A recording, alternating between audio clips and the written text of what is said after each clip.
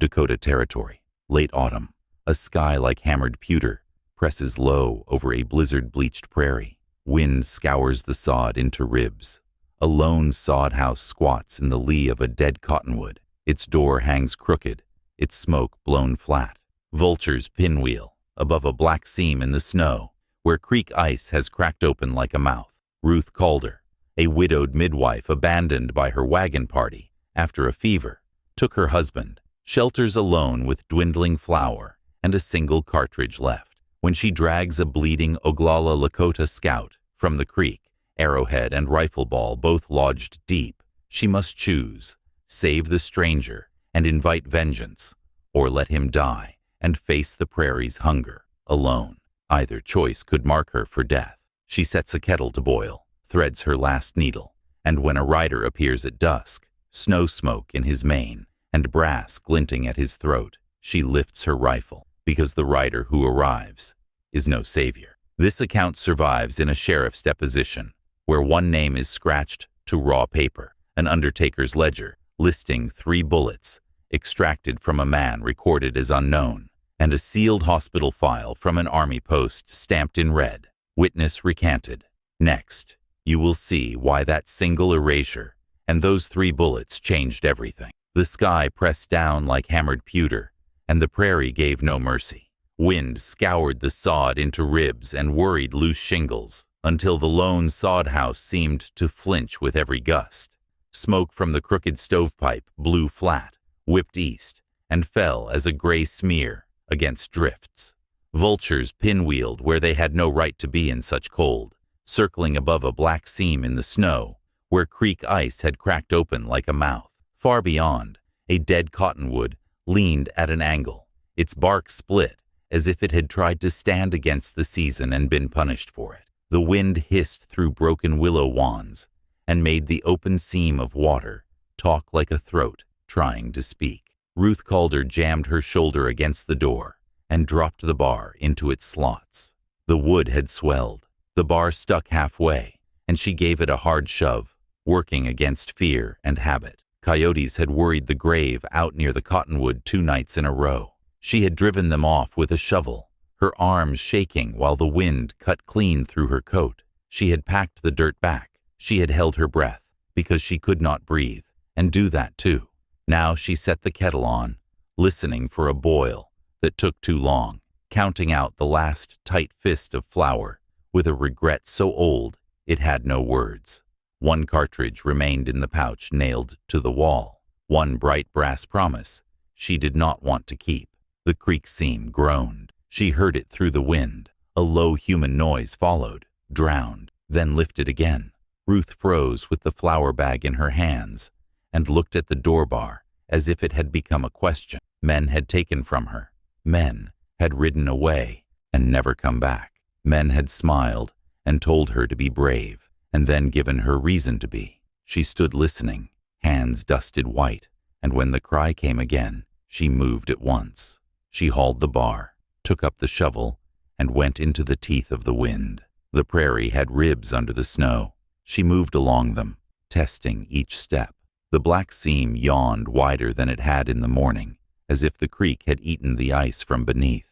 Slush ran along the edge in a thin skin. Ruth came around the last clump of willow and saw him. He lay half in the water and half on the ice, stuck across the seam like a thrown plank. Blood had frozen into a film on his coat. A long dark braid stuck to the ice. A feather was glued to his shoulder with old blood and new ice. He lifted his head once and then let it fall back and drift a hand across his chest as if to say, "Here." Ruth went to her knees on the snow. The cold bit through the skirt at once. She drove the shovel under his shoulder to pry him up, and the edge skated on the ice and glanced off bone. He sucked air between his teeth. "I know," she said without thinking. The wind took the word as soon as it came out. She levered again and got one shoulder free. The weight was wrong. Dead weight was wrong, and men near dead had a different weight still. "Come on," she said. "Come along now." She got both hands under his armpits and leaned back, boots digging into the drift behind her. He slid with a soft noise that made her want to cry. The ice cracked and took a mouthful of his coat, and she hauled hard. He sprawled into the snow, steam lifting off him like breath off a horse. He tried to sit up. His mouth worked. She put her hand on his chest and felt the heat of fever under the wet. "Don't," she said. "I will fetch you inside." He did not understand the words, but he understood the tone. He let his head fall back on her arm. The treaty metal at his throat pressed cold through the cloth and into her wrist. He was taller than he had seemed on the ice. She got him over her shoulder in a farmer's carry that would not do and staggered, his legs dragging, his hair leaving a dark trail. She got him inside. The door fell shut on the wind, like a slab falling into place. She slid him down onto the bed that used to be big enough for two and now felt too small for even one. The room smelled of broth that had boiled away, of wet wool, of an old life she refused to count up. She worked the frozen coat off his shoulder. She cut the shirt with her good scissors because there was no way to save it. She found the first wound. The arrowhead lay shallow, lodged against rib. The shaft snapped, and the flesh sealed down by ice. The second wound sat low and mean, round, the shape of a .44 that had chewed its way in and stopped. 2 hunters, 2 stories. She felt the world rearrange around that fact. She worked without talking. She put willow bark to steep and set laudanum ready. She heated the needlepoint, then the poker. She boiled her last rag and folded it clean. She took a breath and looked at the single cartridge in the pouch. There was a time she had saved other lives for a living. Women in labor, breached babies, midnights and mornings that burned their numbers into her hands. She had sworn to keep any life she could keep, and now the oath breathed like a second set of lungs inside her. She stripped the horsehair wrist tie from his swollen wrist and set it on the table. She unwound the rawhide thong from his neck and laid the dented treaty metal beside it. She did not let her hand think about taking it. She did not look at the door. She set a kettle to boil and threaded her last needle. He opened his eyes then. The eyes were black and stubborn and clear with pain.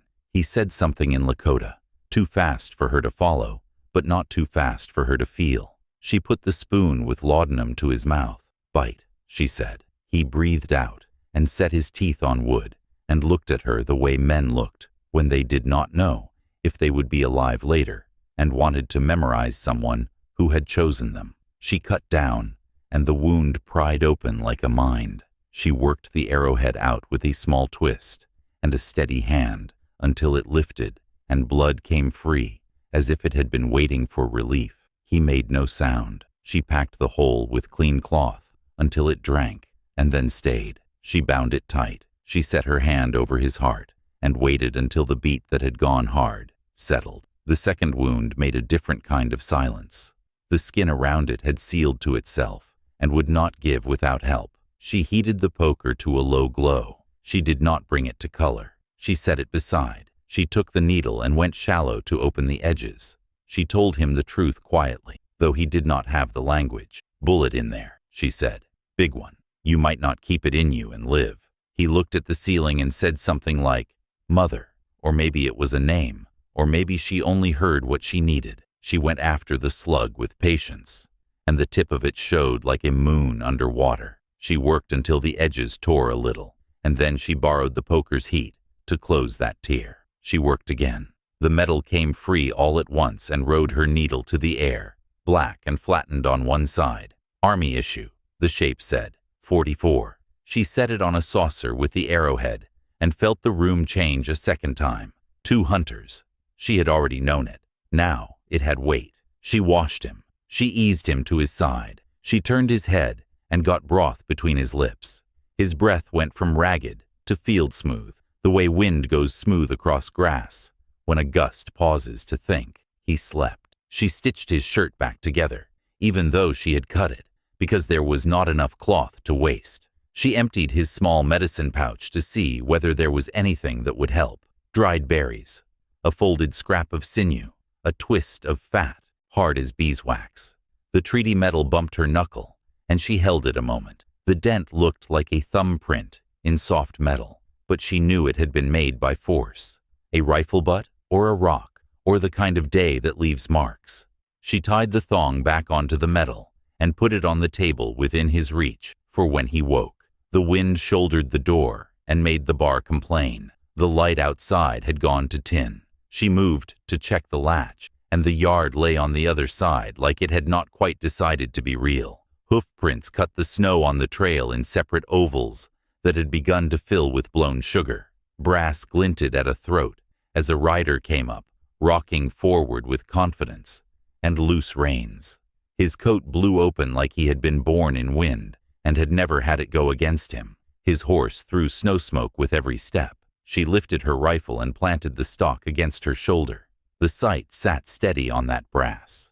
The rider pulled up and raised his empty hand and showed his teeth, not because he meant kindness, but because he liked his teeth. "Afternoon, Mrs. Calder," he said, as if the day had not already determined what it was. "Heard you had company. I'm out hunting a thief. Big fella, dark braid, made off with a bay mare and a handful of fine things." His eyes slid past her shoulder. He saw the bloody basin on the hearth. He saw the rag hung to dry. His smile traveled slow from one side of his face to the other and did not bring anything worth having with it. He reached into his coat, and she cocked the hammer, and he stopped with his fingers still inside and laughed. He brought out a nail and a small square of paper and fixed it to her lintel with the butt of his revolver.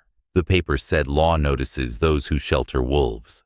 The revolver had a .44 bore and looked like it had been proud all its life. He tipped his hat, not out of respect. "Be well," he said. Storms worse south. He watched her not blink for as long as it took him to want to stop watching. Then he took his horse in a circle and trotted off toward the cottonwood. Ruth held the rifle high until he was past the drift and ordinary. She shut the door and sat down on the stool and found that she had been breathing too shallow and had to set her hand flat to her chest to make it stop. She got up again because sitting was not a thing that healed anything. She went to the box where she kept letters, fragile, pressed, and she took out the Bible because that was where a woman could keep the few things she owned that no one would dare disturb. She turned pages and touched dates and rasping paper as if all of it had replaced something else in her heart. The envelope from Mercy had a corner worn thin. Her own name had been pressed with a hard point, as if written at a table that rocked on uneven boards. The flap was slit. The signature at the end of the letter was not there. It had been torn away in a little ragged twist that left a long fiber, as if whoever took it had been in a hurry and did not care what the letters meant to anyone but himself. She knew one man who carried a knife that made a thin, curving cut like that. The blade had a notch. He liked to show it. He liked to put the notch against apple peel and toothpicks and men. She knew the handwriting before she saw it again. Later, on a bill of sale. She did not want to know, but she did. He slept. She sat and dozed like a horse, waking at small sounds. The kettle hissed dry, and she added a little snow and bent her head over steam. She waited for the kind of quiet that becomes heavy, and then the noise came instead. Snow muffled the hoofbeats, but she knew what they were. A shape crossed the broken window, where a pane had gone last week, and she had not had hands to fix it. The shadow moved with a rhythm that did not belong to men, like the one who had nailed paper to her lintel. She put her hand to the rifle, and the voice came, low and careful, and in Lakota, and she did not know the words, but the tone lifted something from her shoulders. "Do not shoot," the voice said. "He is mine." She opened the door slowly, and the wind pressed it against her sleeve and snapped it wide. 3 figures stood in the yard, like they had been there a long time, like the prairie had lifted them out of itself. 2 women wrapped in thick hides, and an elder with gray plaits hung over the breastbone. The elder's eyes were small from squinting into a sun that did not forgive. Beyond them, 2 ponies lifted their heads and blew steam in soft bursts. The elder raised a hand in a way that asked and commanded at once. Ruth moved aside without deciding it. They stepped past her like they had planned this moment in a dream and had come to see if the world would agree. The elder put her palm over Chaska's heart and glanced at the bowl with the arrowhead and the flattened slug. She made a small sound that carried weight, and the younger woman opened a bundle and laid out a pinch of spruce pitch, a lump of rabbit fat cold as a stone. Ground leaves Ruth did not know, and thread made from sinew that remembered what it was to be part of a thing that ran. Ruth stood by the kettle with her hands half raised, unsure of the boundary between kindness and offense. The elder nodded once, pointed to the poker, and then to Ruth, and then to the wound. Ruth understood. She brought heat when it was asked for. She turned Chaska when the elder asked with a tiny motion. The women murmured to each other with sounds that slipped like beads along a string. They set the pitch at the wound's edge and coaxed it to draw with patience no doctor she had seen would have had time to spend. They worked and slept in watches and made a rhythm. Ruth learned with her hands while the wind kept the tempo. She put laudanum under his tongue when his breath caught, and she counted heartbeats when he sank away. The elder taught her by laying Ruth's hand over the right part of the body and waiting. She did not ask for the treaty medal. She did not look at it. When the wounds were dressed and the fever burned its path and then lowered its flame, the elder eased back and set a hand to Ruth's arm and squeezed once, deep, as if to seat a peg. She spoke, and the younger woman, whose mouth made gentle English, said, "Who fired the big gun?"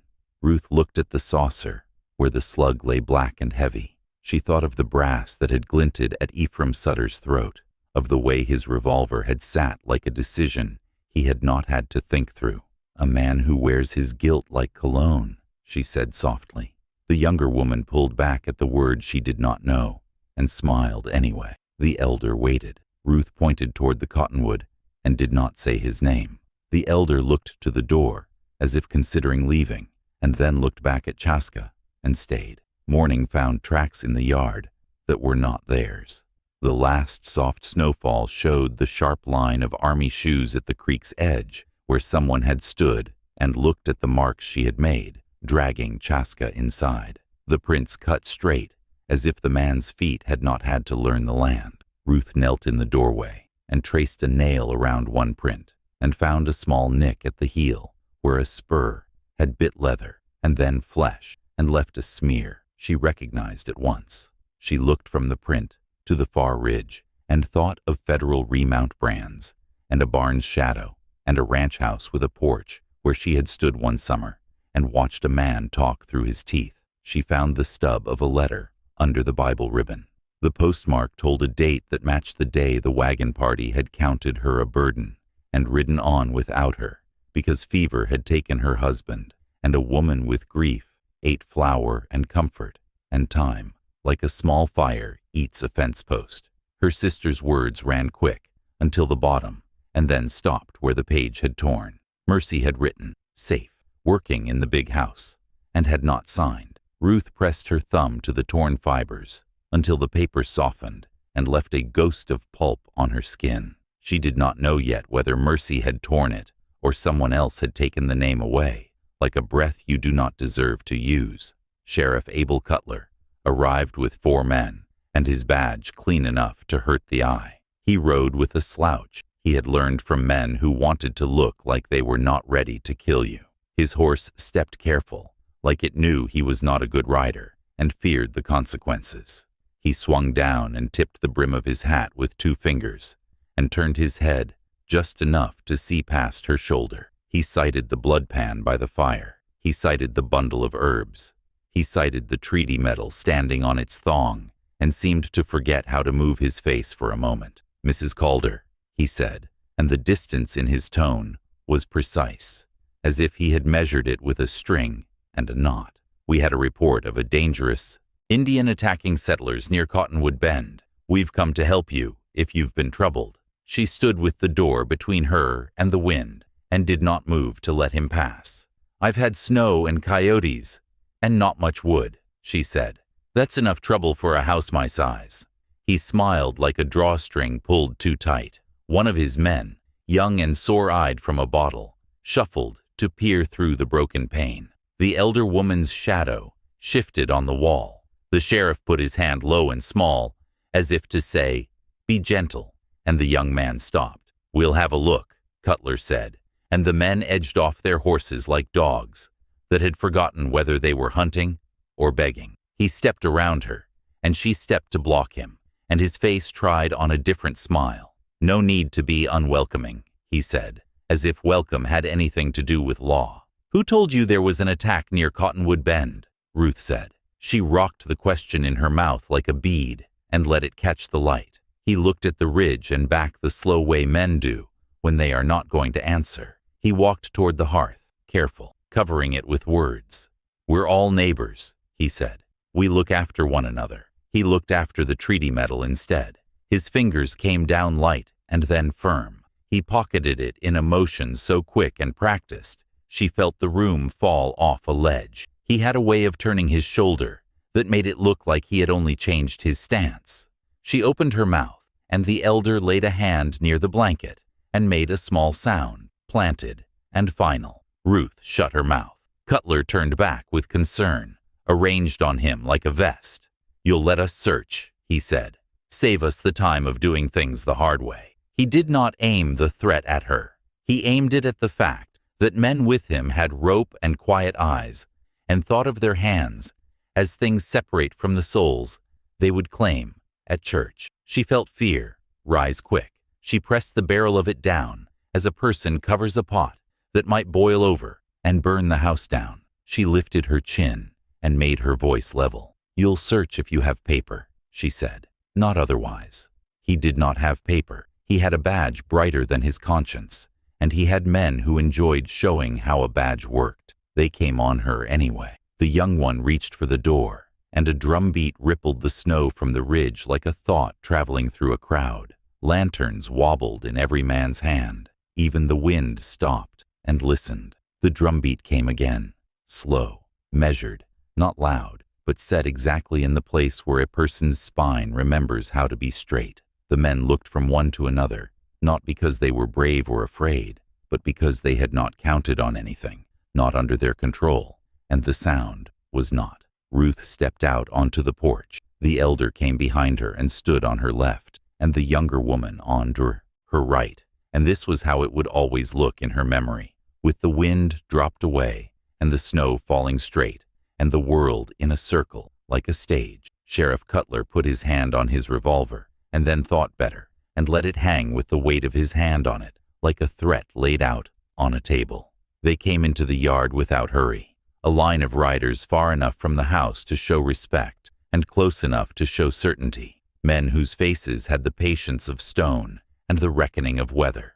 At their center, a man in a bison robe with an eagle feather, whose shadow stretched longer than his horse. He swung down before anyone else moved and walked forward, like this was not a second choice, but the only choice. He stood with his breath smoking and looked past Ruth into the house where Chaska slept. Then he looked at Ruth. He spoke 13 words in his tongue, and they went into the air, like beads cast one by one, and caught. No white man in that yard understood them then, and the one who wrote the sheriff's deposition later scored a line through the paper so hard the fibers went gray. The elder put her head down and answered with one word that sounded like a name and a prayer made of the same syllables. Ruth felt her fear move aside and leave space for something else to stand in. The man lifted his hand palm out. The pose could have been a gesture of greeting if his eyes had not been so exact. He did not look at the sheriff. He did not look at the men who had tried to enter her door. He looked at her with attention that took weight off her shoulders and put it squarely on his. "While I stand," he said, in measured English, tasting each word as if he had earned it, "harm will not cross your door." The drum sounded once. The wind did not take the vow and toss it. It hung and settled and made its place in the yard, like a new post-set plum. The sheriff let a small laugh out, like steam from a kettle. He made his face soft to hide how tight his chest had gone. "I'll stand where I please," he said. "Law's the law." The bison-robed man did not turn his head. He looked past Ruth again, as if counting breaths inside the house. He said something low, and the men at his sides listened, as if hearing more than a sound. Ruth felt the warrant nailed to her lintel, like a slow splinter under skin. She remembered the brass at the throat of the man who had brought it. She thought of federal brands burned under lie, and of a barn full of light at midnight, and of a cellar door with a rut worn by boots that did not belong. A slow scuff scraped from the floorboards. Chaska's hand fumbled beside the bed and found the ribbon of cloth she had pushed beneath when she had not known what to do with what it wrapped. He let it fall. It rolled to her foot. She bent and picked it up and loosened it, and the third bullet came to her palm. It had the flat black face of army issue, and it had a notch where something harder had kissed it before. It bedded in flesh. She lifted her hand so the sheriff could see it, and so the elder could see it, and so the man in the bison robe would understand a thing that did not require 2 languages. In the parish register, the storyteller's voice said, as if it were someone else's breath in the room, "One name lies under a smear of water-dark ink. Next, you will see why it never should have been written, and who reached to blot it with a thumb that was not clean." The wind crawled back into the yard and found its courage. Ruth held the third bullet in her palm and felt its cold through her skin, felt the way a thing could hold a secret longer than a man. Sheriff Cutler shifted to see better. His eyes narrowed like a slit someone had cut to spy through. The elder woman murmured, and the man in the bison robe touched 2 fingers to the bullet, as if to measure its spirit. 3, he said, not asking. Ruth nodded. She laid the bullet beside the others on the saucer. The kettle sighed. The men with the sheriff moved the way men move when they are half ready to apologize and half ready to shoot. The younger one stared at the black seam of the creek as if it might open again and take him. The sheriff examined the lintel with the nailed paper and let his mouth shape a smile that promised small favors later if she would be wise now. The elder woman placed her hand on Ruth's sleeve, light but fixed, and the bison-robed man glanced once more toward the bed and then spoke to the riders behind him in a voice that held distance, like a hawk holds air. They left as they had come, with no wasted movement, like the yard had been a page they wrote on, and then folded. The sheriff stayed last. He took his time wiping his glove on his thigh, as if snow troubled him. "You consider where your safety lies," he said softly, so the men behind him could not accuse him of threat, and so Ruth could not accuse him of comfort. He turned away then, but as he crossed the yard, he stepped sideways, bent as if to fix his stirrup, and palmed something from the snow with the quick practice of a man who has made things disappear for pay. He came up with his glove wet and his eyes thankful for nothing. Ruth shut the door and slid the bar and put her back to it and knew the treaty metal had left the table even before she turned to see the empty space where shame had lain. Chaska stirred. His mouth moved around breath that had to pass through hurt to get out. Ruth went to him and set her palm flat and felt heat and saw the way pain can live and live beside a will that does not consent to die. The elder woman took a stone from her bundle and warmed it at the stove and wrapped it in cloth and placed it near his ribs to draw ache away, the way a winter hand is drawn toward fire. Night put its shoulder to the sod house. Ruth slept with her boots on and her hand under her cheek, near the rifle. She woke and found the house full of quiet breathing, and the room crowded with a presence that felt like solemn attention. The bison-robed man stood in the doorway, with the dawn behind him, pale and unformed, as if it had agreed to wait until he was done.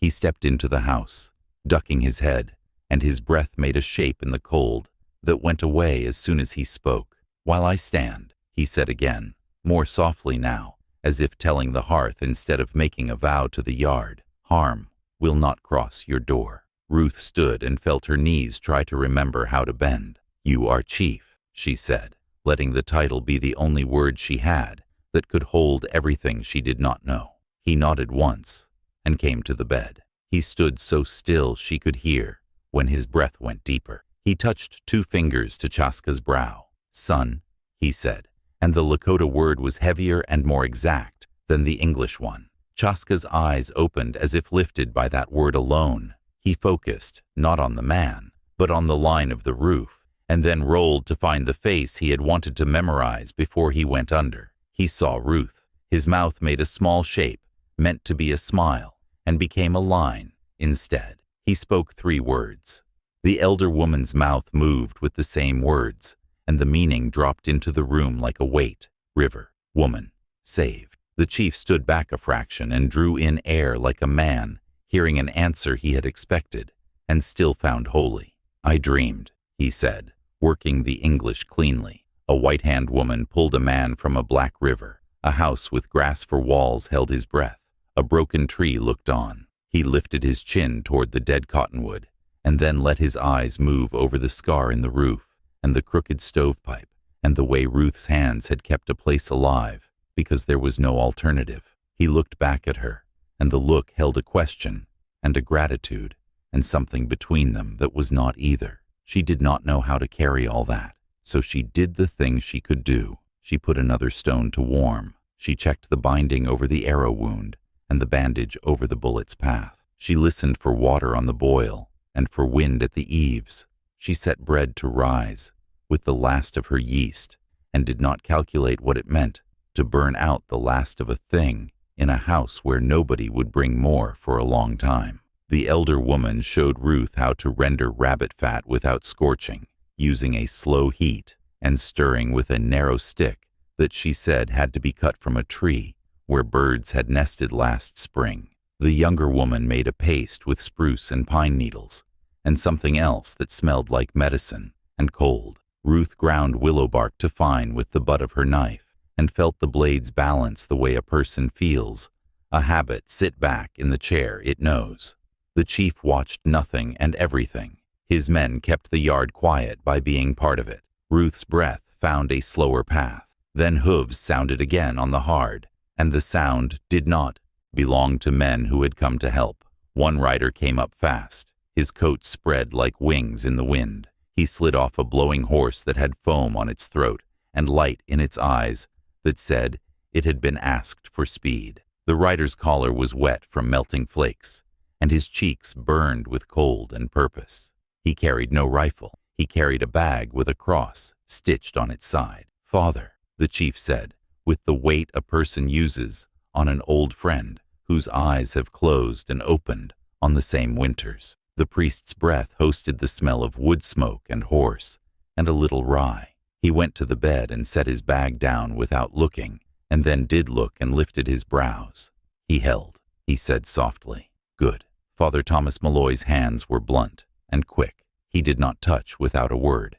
He did not speak without a touch. "I will not take charge of anything," he said with humility that had been trained and then learned. "I will watch and help where asked." The elder woman gave him a glance that measured him for either. She placed 2 fingers above Chaska's pulse and nodded. Malloy reached out with his palm open. The elder set 2 dried berries into his hand. He eyed them, amused. "Sacrament enough," he said, and flicked them into his mouth and chewed, as if accepting instruction with humor, so it would seat better. Ruth watched him notice the saucer with the arrowhead and bullets.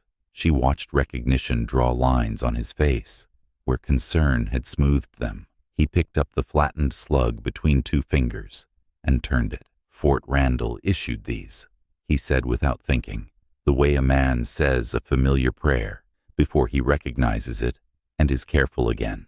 He looked to the chief. "I logged a medal like this once," he added. "There's a dent in it, left of center." His gaze slid to the table and stiffened at the empty space where the medal would have confirmed his thought. He looked up and found Ruth's eyes. She did not have to say a thing. He closed his hand around nothing and nodded the way men do when they witness, and the witness goes into a ledger they carry instead of onto paper. "Sheriff was here," Ruth said. "He took it without asking. He had no paper. He had men." The priest took this in with a narrowing of the eyes that had served as yes to 100 confessions, true and false. "Cutler," he said, and the name had to be walked through the mouth like a room with bad memories. The chief stood without moving and waited. Malloy looked at the door. "He officiated a burial last week," he said. He swallowed something in his throat that was not spit. No name, no bell. Behind the Sutter barn. Ruth's stomach went tight. She moved and could not stop moving. She fetched the box with the Bible because she needed to do a thing with hands while her thoughts fell into place. She brought the torn letter out once more and laid it on the table where the light could not escape it. The postmark held its little black circle like a wound had kept its shape. "My sister," she said. "Mercy." She wrote from there, from that house. "Working in the big rooms," she said. The bottom tore off space where the name had been looked at them like an eye that had been put out. The younger Lakota woman tilted her head and touched the torn edge with her finger, and then touched Ruth's wrist, as if to put the feel somewhere safer.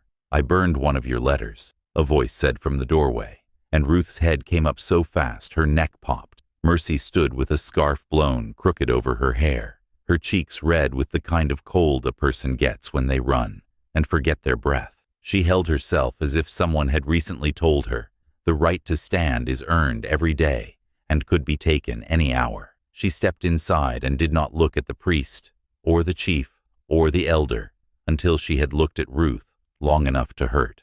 "He made me," Mercy said. "He stood there and watched me burn it. He smiled to see if I would cry." Her eyes stayed dry out of stubbornness, and because there was not yet time for tears, Ruth went to her and put her hands on her shoulders and felt the bones. Mercy's hands came up between them like she was pushing through a fence. She laid her forehead against Ruth's temple, the way girls do when words are small and history is big. "Ephraim's moving horses," Mercy whispered. "Army ones. He runs them through Cottonwood Creek at night to wash the brands. He keeps a girl in the cellar to call for help when soldiers come and to shut up when they don't." She went silent. They took her out with a blanket over the face. Cutler wrote it as a barn accident. Father signed because Cutler had a gun in his sleeve. Malloy flinched like a man who had been hit by a memory. "I wrote what I saw," he said, "and what they said. These differ more than I can carry." The chief listened as if each sentence were a bead strung. He did not stop the stringing. When Mercy finished, he touched his thumb to the table's edge and made a small sound that Ruth had come to understand meant assent and decision, both. "We go," he said. "Night." Then to Ruth, "You come. Your eyes are straight." To the elder he spoke longer, and the elder's mouth tightened as if the answer came with a price. "He says you bring his son's breath back again," the younger woman said to Ruth. "He says you will want a thing the men cannot see. He says he will guard your door, as he has said. His men go under the ridges. The white priest walks where men like him walk, and yet he will step where we step for this. That is the dream." Ruth's legs felt hollow and ready. Chaska stirred and spoke a name. The younger woman bent to hear. "Cottonwood Bend," she translated. 3. Chaska's eyes fluttered and set, and then softened when they found Ruth. He pressed his hand to his chest, and then to the place beside him, on the bed, as if asking her to sit where he might see her, while the world went very far away. She sat. He breathed. The elder tucked a rabbit fur blanket under his ribs and hummed a thin, low line that almost matched the kettle's sigh. They prepared as if preparing could ever equal what was coming. Ruth cut her hair 1 inch shorter because she had learned in one long winter that braids catch on nails and branches, and the world is jealous of hair. She pulled her husband's old coat tight and found it fit the way habits do, wrong and right at once. Malloy checked his bag and added thread and a small saw and a piece of cloth someone had given him years ago, embroidered by a girl who had married someone else. Mercy wrapped strips of linen around her calves under her skirt to keep the snow from bitingly licking her ankles until she could no longer walk. The chief's men ghosted along the ridge. The elder set a small charm above the door, 2 bones tied with red thread. Ruth touched it without looking like a person touches a Bible when they pass it. The wind gave a last strong shake and then seemed to go somewhere else to do its work. They moved at a pace that refused waste. Night thickened ahead of them like soup on a cold stove. The creek's edge wore ice that complained under their boots. Willows crowded the bank and then opened like a mouth where the bend began. The Sutter Ranch lay in a low pocket of land, as if it had tried to hide in plain sight. The big house's windows glowed fat and yellow, and the barn wore a darkness that meant light had been shuttered inside, not absent altogether. Ruth smelled wet horse, and lye, and smoke. The chief lifted his hand, and the column broke like a stick into smaller lengths that still belonged to one tree. Ruth and Mercy and Malloy went low along the fence. The post tops were shaved level and slick, with a skin of clear ice that caught the light into dim stars. Ruth's fingers tingled with cold, and with a kind of nerve that made the world too sharp, like the last moments of a birth before the head crowns, and everything must be exactly itself. Malloy flattened himself and peered through a knothole at the yard beyond. "Pens at the back," he breathed. "I see brands rubbed. I see men burning something in a barrel. I see—" He went still. Mercy closed her eyes. "I see," she said. "I see it always now." They slid forward. Ruth's heart beat in a rhythm she had used to count labor pains. 1, 2, 3, breathe. 1, 2, 3. The chief's men moved at the edges of her vision, not as shadows, but as the suggestion of shapes shadows make before they become shadows. They passed a paddock where a federal bay lifted its head and looked at Ruth as if it knew the shape of a woman who would do a hard thing because there was nothing else. She whispered into its ear without words, and it lowered its head as if to steady them both. They found the remount pens behind the barn.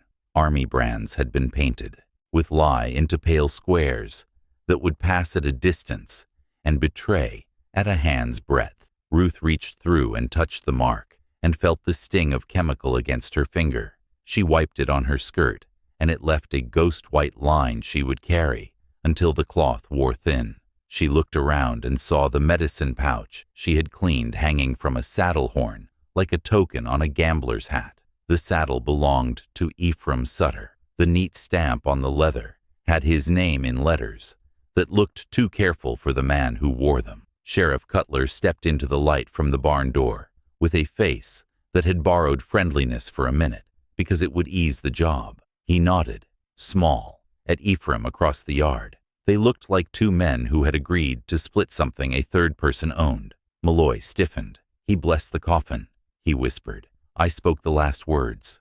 For a girl nobody named." Fury put a hot coal in his throat, and Ruth saw him swallow it to keep it from burning the mission he had chosen.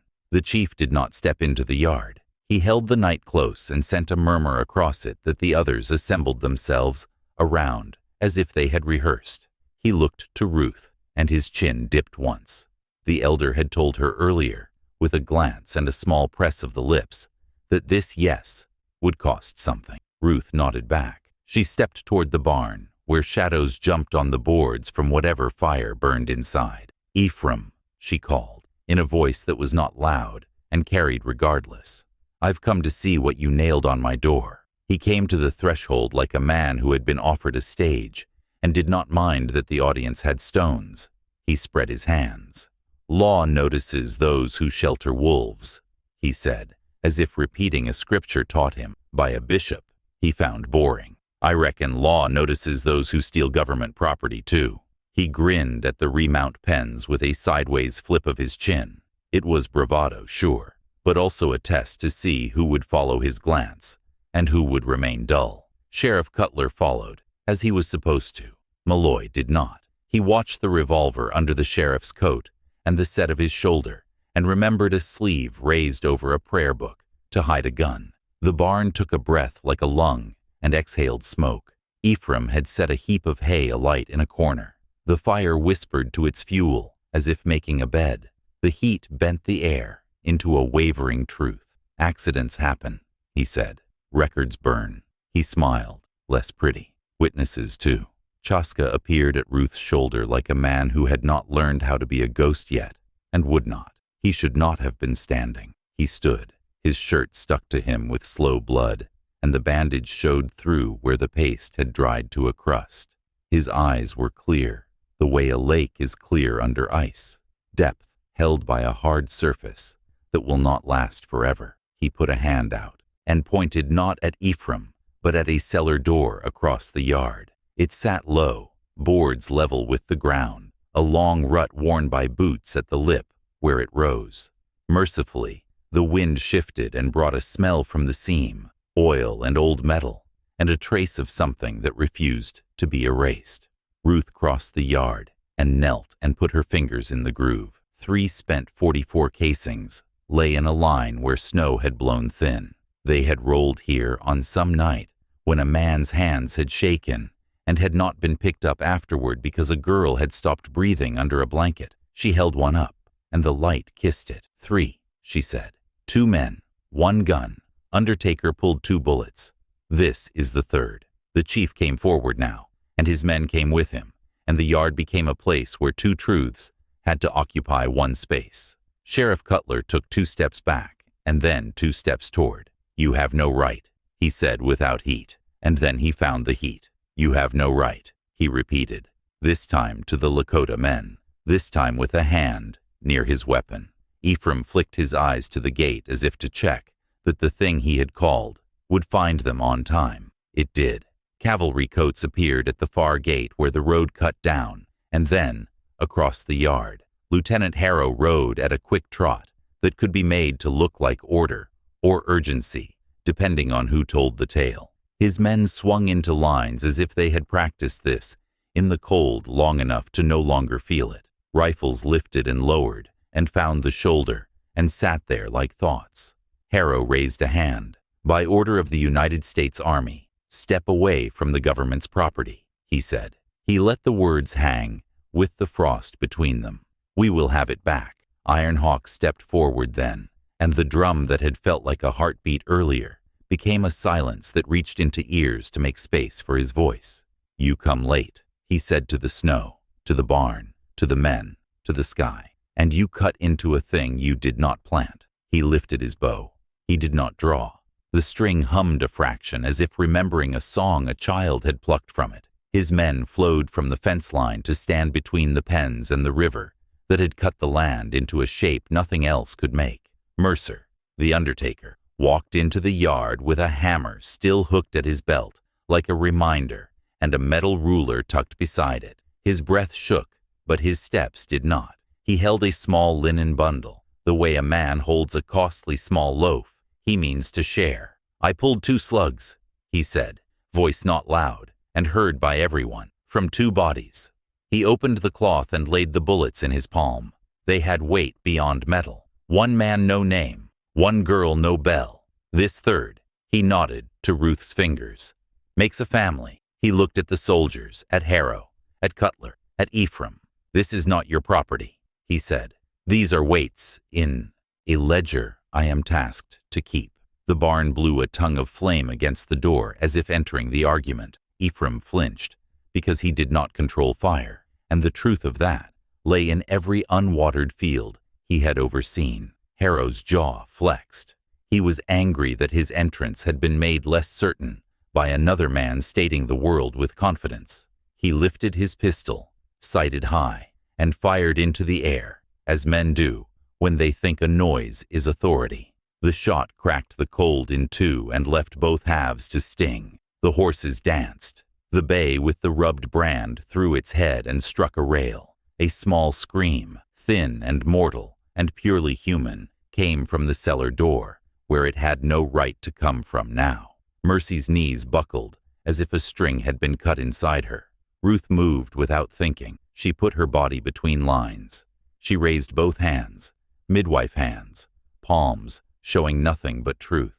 "You will not shoot," she said to Harrow, to Cutler, to Ephraim, to the fact that men too often love the sound a gun makes more than any word their mother taught them. "You will hear names." She spoke them. She spoke the dead drover, missing since the snow began. She spoke the girl from the cellar, and Mercy gave that name to the air, and it blew through the yard and made men blink. She spoke of brands rubbed under lie, and of the paper on her door, and of the metal taken by a hand that does not open. Words can be stronger than rope when they are simple, and when a wind that has been ignoring you all day decides to carry them. Harrow fired again, a warning. The bullet cut Ruth's coat and found a piece of her shoulder that had nothing to do with righteousness or bravado. Heat went into her, and then cold followed, and she stood because there was not time to fall. The 3rd shot would have made a point by killing a woman who had just told the truth in the middle of too many men.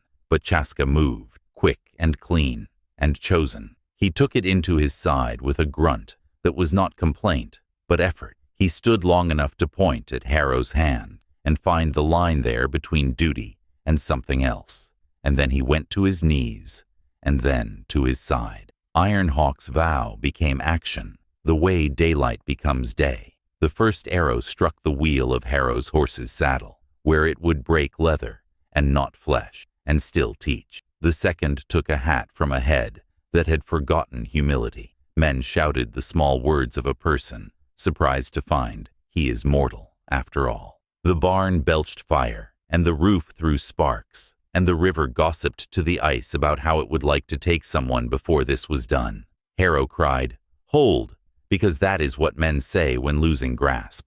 Cutler dropped his badge in the snow, without quite meaning to, and stared at it like a man seeing his own tooth fall into his hand after years of talking with it. Ephraim ran, as men do when all the oaths in the yard are not offering them a chair. He ran toward the creek mouth, where the ice had held a man one day, and let him go the next.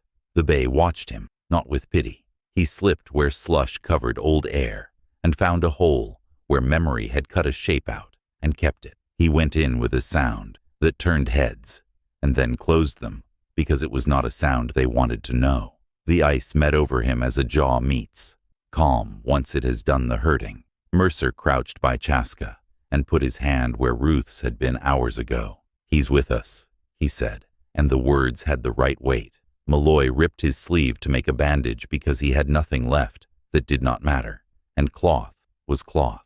The elder woman pressed pitch and paste, and a stone warmed under her armpit to keep it hot. Ruth leaned in and said a thing without words that a body can hear anyway. Not now. The yard took a breath. Harrow's men held because their lieutenant had said, "Hold again," and because their eyes had found a new math in the number of armed men between them and the river. Cutler's hands went out, empty, because he had once been a boy who knew what empty meant, and he had been starving ever since. He looked at Malloy and tried on a face. "I did my duty," he said. Malloy shook his head. "Small. You did something," he answered. In the sheriff's deposition, a voice told the night from inside itself. One line was erased until the paper turned gray, and the pulp lifted. Next, you will hear the words that line tried to hide, and you will see whose hand ground the fibers down to cover his own. Snow slumped from the roof in a long slide and hit the yard with a soft crash that made everyone jump, as if the sky had fired again. Men blinked and remembered they were animals who startle at noise. The bay shook its head and blew. Smoke boiled from the barn, and then thinned when the roof sagged and let the heat out faster than the fire liked. The wind nosed along the fence and took a last bite of sparks and dragged them away. Soldiers lowered their rifles in a motion that pretended obedience and declared relief. Harrow sat straight in his saddle because his spine did not know how to do anything else, and because he was a man afraid of his own men seeing a tremor. He looked to the creek mouth and to the spot where the ice had closed like a satisfied mouth, and he breathed once, without meaning to. Ironhawk never took his eyes off Chaska. He stepped through the yard like a man walking across a thin bridge and did not look down, though death had just swum under him. He knelt and put his palm, not on the wound, but beside it, as if to promise the body he would keep watch, and the body could use that as heat. The elder woman sang a low line into the snow, and the pitch softened under her breath as if the song carried embers. Ruth had her hand at Chaska's side, 2 fingers pressing where the blood wanted to run like a creek in spring and seeking a stone that would slow it. She felt the beat return, under her fingers like a colt that had stumbled, finding its feet. "With us," Mercer repeated, steadier. Harrow dismounted, and the ground took his weight with a little reluctance. He still held the pistol loose, because he did not know where else to put his right hand. He looked at Sheriff Cutler's badge in the snow. It had a bright look a thing gets when it has done so much wrong. It seems clean again. Cutler stared at it, as if trying to remember the day a star had made him feel larger instead of smaller. Harrow bent, pinched the badge up, weighed it with 2 fingers, and then extended it to Cutler, like a man offering back something that had never belonged to either of them. Cutler did not take it. He held his empty hands up with the fingers spread. "I don't carry that weight anymore," he said. The words did not absolve him, and he did not expect them to. They merely described the new shape of his chest. "I will write what happened," Harrow said, as if words could dress this in a coat it would tolerate. "Government horses recovered. A misapprehension with local citizens." He cleared his throat. "Regretfully, a civilian wounded by warning fire." He could hear how that sounded, and said nothing else, because each addition would make it worse. The chief looked up at him, the way a mountain looks at a trail marker someone had pounded in, with more confidence than knowledge. Harrow did not meet that gaze for long. From the barn's shadow, a stable boy came wobbling, knees ash-streaked, eyes raw from smoke. He held a small tin box like he had taken a heart from a body and would be blamed for its color. "He made me keep it," the boy blurted, voice cracking into a man's, and then back again. "Mr. Sutter," he said, "if anybody asked, I'd say I ain't seen nothing." He held the box to Ruth like she was the only person whose hands still did the work they were made for. She took it. Inside lay scraps that tried to be records. A folded bill of lading, a piece of a brand book page with numbers rubbed thin by thumb, and a bead string, broken in 2 places. At the bottom sat the treaty medal, dented where Malloy had said it would be dented. The boy glanced at Cutler as if expecting a hand to slap his mouth. None came. Cutler's hands still waited in the air for an answer that would not arrive. Mercy stood and said the girl's name again. Steady now. It went into Harrow's ears, where it had nowhere to sit, because no form asked for it. He worked his jaw, like a man trying to find meat on a bone somebody else had gnawed. "We'll see she's in the book," he said to Malloy, to Ruth, to the chief, to himself. Malloy didn't nod. He opened his leather register with fingers that shook in anger more than cold, and wrote carefully, squaring each letter, as if each were a small grave that deserved right corners. He left the last name blank because he did not know it and would not invent a lie to fill a hole. They worked in that yard until work made the decision ahead of them simpler. Soldiers opened stalls, and the Federal bays walked out like prisoners, puzzled by fresh air. Iron Hawk's men led them to the creek and let them drink from a place where ice had been cut with respect. Mercer took the linen bundle one more time and laid the 2 bullets in a clean saucer he had brought, because a saucer seemed to understand weight better than a hand did. Ruth dropped the 3rd beside the 2, and the metal clicked against itself like coins on a church plate and made every man there remember that a life adds up, whether or not you count. When the wind shifted colder, they moved. The standoff dissolved, not because anyone had conceded, but because the prairie demanded people pick sides between shelter and death. Harrow gave 3 short orders that were not about right or wrong, but about staying warm and alive and answerable later. Soldiers turned their horses toward the post, with their eyes on the road, because eye contact had become expensive. Cutler walked with Malloy to the gate and opened his mouth twice, and then closed it. In the end, he said, "I'll tell it," and Malloy said, "You should," and neither man used a tone that comforted the other. By nightfall, Ruth's sod house had more bodies in it than it had ever been asked to hold. Men slept standing, leaning, knees bent in the particular pose that keeps a person from falling when sleep is heavier than the fear of falling. The elder took the corner near the stove and doled heat by the handful. Mercy put snow in a pan and brought it to melt and fetched more without being asked. Malloy fell asleep with his thumb in his register like a boy who had been promised 2 stories and made it through 1. Iron Hawk stood for a long time under the crooked lintel with his back to everyone, as if he were guarding a door only he had ever seen. When he sat at last, it was not from tiredness, but because sitting was the next part of the work. Chaska's breath lengthened and shortened in waves. Ruth knew how to read that sea. She followed it until her own lungs adjusted to the same tide, and then she eased away to make tea, and then came back and put a damp cloth under his arm to draw heat from the core instead of stealing it from the skin. He woke and said a thing too soft to be heard. She bent close. He said, "You chose," and smiled for real this time, which became a line anyway, because of pain, and because a person cannot smile wide and breathe shallow at once, and live.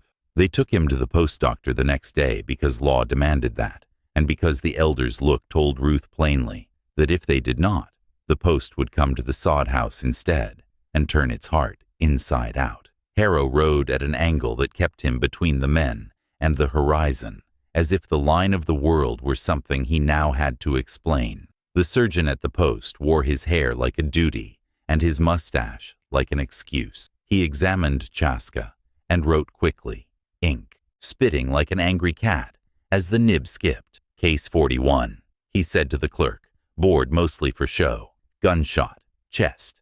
Patient removed from civilian dwelling before stabilization. He did not ask who removed him. He looked up and saw Harrow's face, and Cutler's and Ruth's, and the chief's, and decided to make 3 choices in one. Leave the next line blank, stamp the file with witness recanted, because he had learned that phrase covered a multitude of sins, and close the folder with the neatness of a man who abhors messes he did not make. Ruth watched the clerk's hand shake when he pressed the red stamp. She watched the way the fibers of the paper puckered slightly under the force, and knew that one day someone would scratch at that word until the pulp showed gray lines, and the word would still remain under the damage like a bruise under a collar. Ironhawk watched all of it, as if he were memorizing a pattern of movement he might need later to untie a knot. They put Chaska in a narrow bed by a window that let in a square of morning. The elder remained, saying she had lost 3 winters in that place already, to men who did not learn quickly, and she could spare another, if this was the weight. Ruth washed her hands at the pump until the red ran thin. She looked at Harrow. He looked at the floor. Your shot cut my shoulder, she said, because putting a simple truth into the air sometimes forces 2 complicated ones to line up behind it. It did, he said. I am regretful. He pushed the word out like a sled through wet snow. You will write it, she said. He nodded. He would write it, though he would try to sand the edge, and the paper would not let him smooth it, as much as he hoped. Cutler stood in the doorway with his hat crushed in his hands, and his mouth gone dry. I took the medal, he said, with no preamble, because preamble had run out on him years ago. I thought if I looked like I could solve a thing, men would let me go on being the man in the chair. He looked at Malloy, and then at Ruth, and iron threaded his voice in a place where it had been string. I officiated a burial with a gun on me. That is the truth that sits in my throat. I did not kill the girl. That is another truth. I did not stop the man who did. That is the heaviest truth. His eyes filled and did not spill, because a man like him had trained his face to stay dry. I will speak it to paper, he said, and to a judge, and to the father of the girl, if someone finds him. He looked at Ironhawk, not because the girl belonged to him, but because the chief's eyes were the only ones that demanded something without speaking. They assembled in the sheriff's office the next afternoon, because a deposition had to be made where the desk sat. The room smelled of coffee gone cold, and wool wet from snow, and a little of fear, the way an old trunk smells of cedar, even when empty. Malloy sat with his register open, though he did not write in it, because this was not that book. Mercer brought his ledger and set it on the table, with a kind of reverence he had taught himself when his father was not looking. The post clerk came, because Harrow had sent for him, and the boy took his chair stiffly, as if he thought the wood would remember him later, and testify.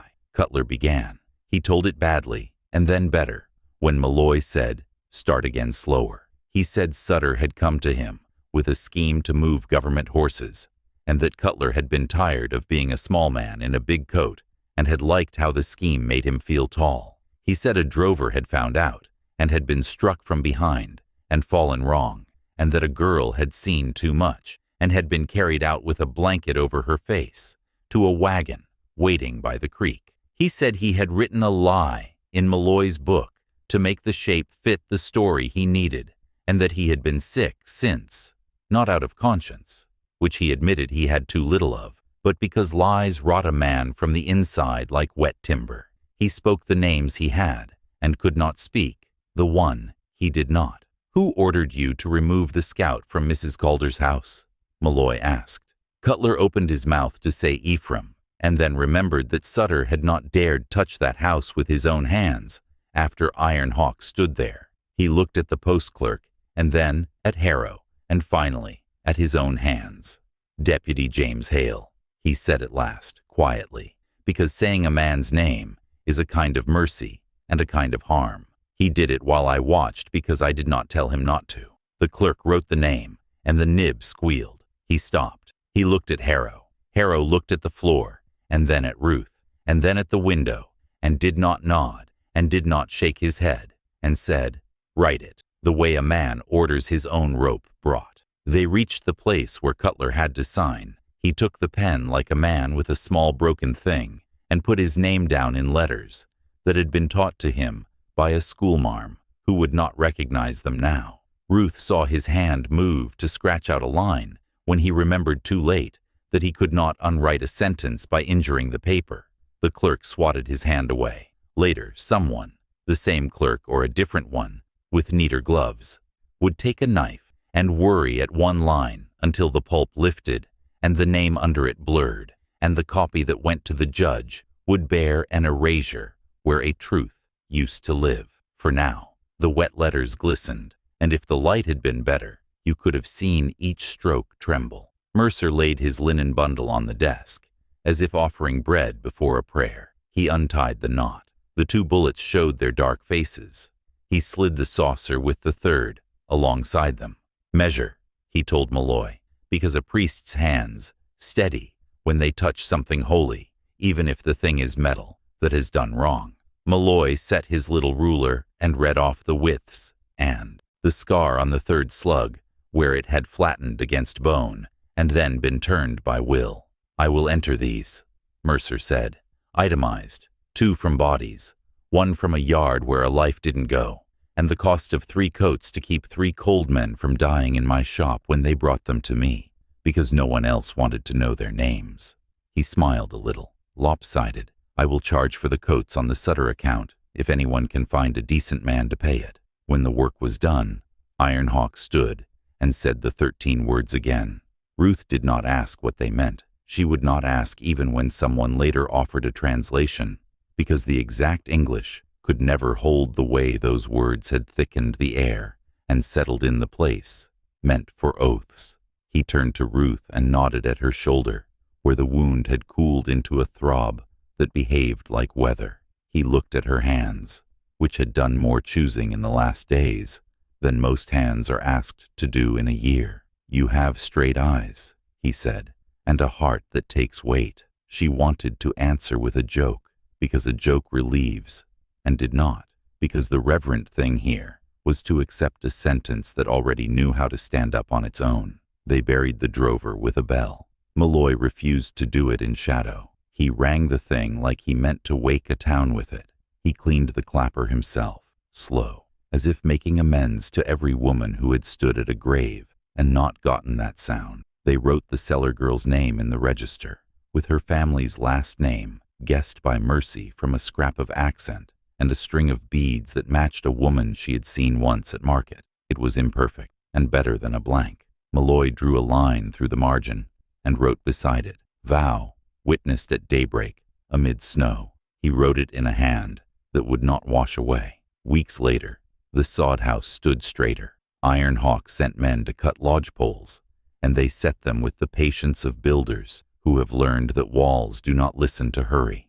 A woven shield appeared above Ruth's door, made of willow and rawhide, painted in a pattern that made the house look like an eye that had declared itself awake. The elder came by every second day and said nothing to Ruth's shoulder, and everything with the way she checked the binding, and then the pot, and then the faces around the stove. Mercy slept by the fire and woke to do work that had always been waiting for someone to be brave enough to notice it. She had a look now of a woman who has chosen where to stand and knows she will have to choose again tomorrow and is ready. Chaska healed like a winter river that knows where it is going. The scar lay under his ribs, like a road you can feel under your feet, even when snow covers it. He wore the treaty medal again, dent warmed by skin, thong tied with a new knot. He returned the medal to Ruth for a week, and then took it back, and then laid it in her palm once more. "You kept a promise that was not yours," he said. She answered, "Someone kept me alive when I was a girl, though the person who had done that had been no one's kind of hero and had left anyway." And she did not know why those facts rose in her throat then, except that a body likes balance, and hers had found some. Ephraim Sutter never came out of the creek. Spring would bring the thaw, and boys would go down with poles to poke the seam and see what the ice had stored, and men would stand back and tell them to be careful, and somebody would find the hat he had been proud of, and a fish would slide around it without notice. His ledger, the one with names of men who had owed him and women he had owned for afternoons, burned with the barn. Mercer's ledger did not. A county clerk who liked rule more than justice tried to argue that Mercer's clean columns were not official, and Malloy said, "Fine, then take mine." And together, the two books formed a kind of spine the town could not walk without. Harrow's report went to the fort, and then to a room where light did not visit, and was filed under a title that pretended nothing unusual had happened. In the margin later, a clerk with a hangnail wrote contradicted by undertaker's testimony, and then chewed the sore spot until it bled, and dabbed the paper with it without seeing. Cutler stood in front of a judge and said a line in a voice that would carry, and then 3 lines in a voice that barely would, and then one more thing, so honest, it hurt. He did not go to prison, because men who look like him and wear coats like that rarely do when the wind blows that way. But he never wore a badge again, and his hat started to sit different on his head, because the skull under it had lost a small proud bone. The sealed hospital file on case 41 lived behind a lock that turned with a satisfying click. Someone, perhaps the same clerk who hated his hangnail, perhaps a different man with a nice pen and a weak heart, took the file out one afternoon to make a copy. He lifted the page, the one that said patient removed from civilian dwelling before stabilization, and he started to scratch a line below where the name Deputy James Hale lay, and the fibers lifted gray, and the letters blurred, but did not go away. He stamped witness recanted again, with a new stamp, because the old one had bit taken out of its R, and made a ragged line Ruth would have forgiven, just for being honest. He closed the file and put it away, and never quite got warm, even that summer. In spring, the sod house smelled of earth waking and iron cooling, of bread and of medicine gone inert, now that it had done its work and could be put up. Mercy stood at the door and watched the chief talk to Ruth without moving his hands. He told her what dreams had said to him again, not because she had asked, but because he had found that speaking a true thing to someone with straight eyes makes the thing more itself. He said he would not come often, because men would read his visits like headlines, and he didn't like their newspapers, but that when he did come, it would be because Breath needed watching, or because the shield above her door had tilted and needed a finger to set it right. They sat under the dead cottonwood once, Ruth and Chaska, and Mercy and Malloy, and Mercer, and the elder and the chief, and Ruth told a story about a woman she had helped deliver a baby, and how the woman had sworn never to forgive her for the pain, and then had wept on her apron, and said she would name the child for her. The chief told a story about a boy who had stood too long in a cold river to catch a fish, because he had made a dare with himself, and would rather lose toes than a dare. Malloy told them what the bell sounded like when you ring it for someone you didn't know, and you come to know them as the sound goes out. When they went back inside, Ruth noticed a neat gap in her saucer. She had kept the 3 bullets there, not because she liked them, but because sometimes it is safer to keep a snake in a jar on your shelf than to pretend it has left your yard. Now there were 2. She moved every drawer that night, and lifted every board she could reach, and asked the wind politely to return it if it had taken it for a game. It did not. She did not accuse anyone. She asked Mercy. Mercy shook her head. She asked Malloy, and he looked pained, as if she had asked if he kept a saint's tooth without permission. She asked Mercer, and he shrugged, and his eyes twitched in a way that made her think he might have swallowed an old gilt at breakfast, and it had given him a hiccup. She asked Iron Hawk, and he said, "Things that do harm do not always want to sit in bowls." and smiled a little, as if to say this was true, and also an answer crafted to keep a deeper truth behind it. She did not ask Chaska. He met her eyes, and she understood that the missing weight would go somewhere. It belonged better than here. At first she worried the loss, like a bad tooth. Then she let the empty place become part of the room. She still dreamed of metal sometimes, and in the dream it fell and would not ring. She still woke in a sweat once from a vision of a hand scratching paper so hard the paper bled. She put her hand to her shoulder then and found the scar and pressed it until her breathing slowed. Mercy, half asleep on the tick beside the stove, said without opening her eyes, "I did wrong to you and you let me in anyway." And Ruth said, "I let you in because you were at the door." And the answer calmed both of them, because it meant tomorrow could be met without a grand philosophy and still be met well. Chief Ironhawk did what he had said. He stood where harm thought it could come, and he made it reconsider. He walked the ridgelines and made the bay gelding's ears prick in greeting. He sent Chaska with bundles to families that needed fat and thread. He told a boy to sit down who had thought about riding out after a rumor, with a rifle and a song and no plan. He came to the sod house once, when the wind chose a new path, and set the shield straight with a finger and pretended it had been nothing. Ruth's hands learned the shapes of good work again. She caught 2 babies that spring, one in a dugout where the mud wanted to come inside, and one in a clapboard house where the windows rattled, and a father learned how to soften his voice between one breath and the next.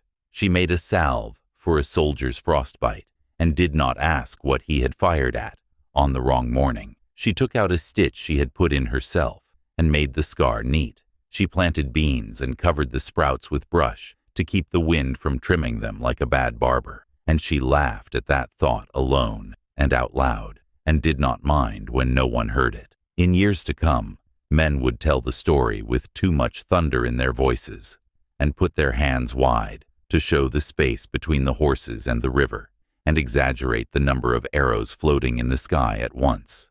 Women would tell the story by naming the cold and the bread and the smell of spruce pitch when it melts.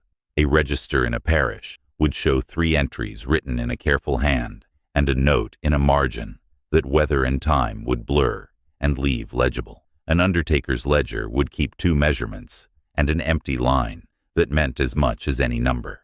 A hospital file in an army box would have a page stamped with a red word that only told part of what a room had contained. A sheriff's deposition would sit folded with a crease that cut through a scratched name, and if you held it up to the light, the letters would show like bones under skin.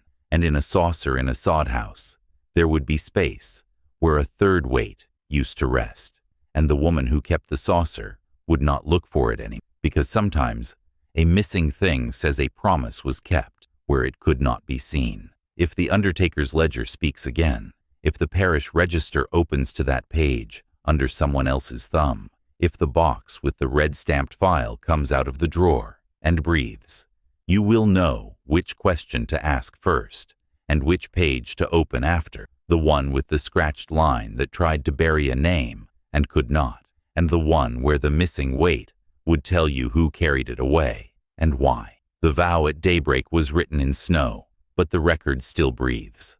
Comment the moment you think the truth turned, and subscribe so we can unseal the next folder together.